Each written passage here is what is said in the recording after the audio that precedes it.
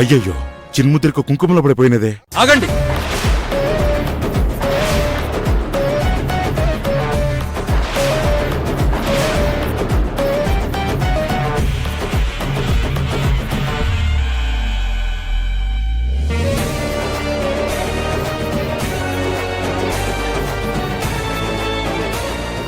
అది అమ్మవారికి అర్చన చేసిన కుంకుమ. దీన్ని 1 వారం రోజుల పాటు తీయకూడదు.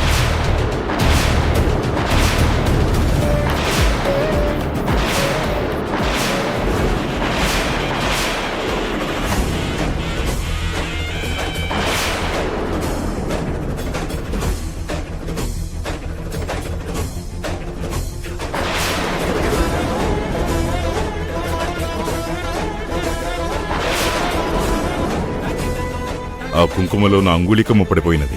మీరైనా తీసివ్వండి. అపచారం. ఆ కుంకుమ మేం కూడా ముట్టుకోకూడదు. వారం తర్వాత మీరు రండి, ఉంగరం తీసిస్తాం. అలా ఎలా కుదురుతుంది? మాకు మా అంగుళికము ఇప్పుడే కావాలి. కుదరదండి. చెప్తే మీకు అర్థం కాదా? ఇది భక్తుల మనోభావాలతో ఆడుకోవడం. వారం తర్వాత రండి, మీ ఉంగరం మీకు ఇస్తాం. కావాలంటే మీ ఉంగరానికి రసీదు కూడా ఇప్పిస్తాం.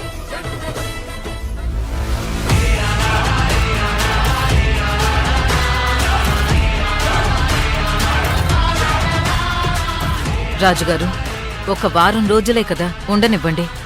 వారం రోజులు అమ్మవారి పాదాల దగ్గరుంటే ఆ ఉంగరంలో ఉన్న దోషాలు కూడా పోవచ్చు. అమ్మయ్యా, వారం రోజులు ఆ ఉంగరాన్ని యమధర్మరాజు తీయలేడు. ఆఖరి క్షణంలో భలే ఇరికించినావు బాలిక. అత్తయ్య, ఇక మనం బయలుదేరదామా? ఇంట్లో గంగ ఒక్కతే ఉంది. అలాగేనమ్మా.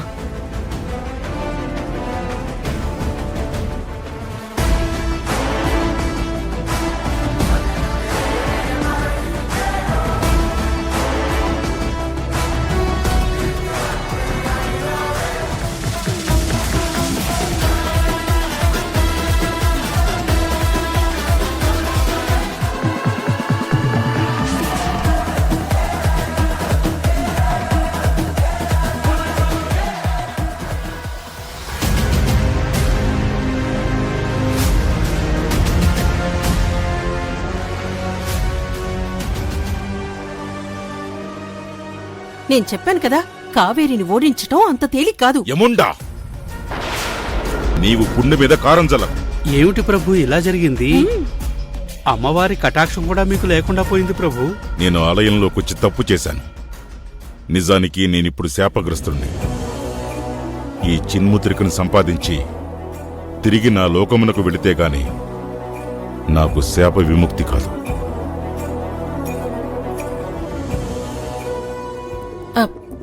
పొట్టిబావా, ఆ కుంకుమలో పడ్డ ఉంగరాన్ని నేను తీసిచ్చేనా?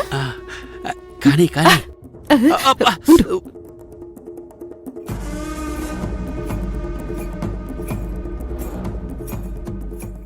ఆగండి. ఏమ్మా, ఏం చేస్తున్నావు? అది అమ్మవారి కుంకుమ పెట్టుకుందామని. అది ముట్టుకోకూడదమ్మా. అలాగా, సరే పద బావా. పద.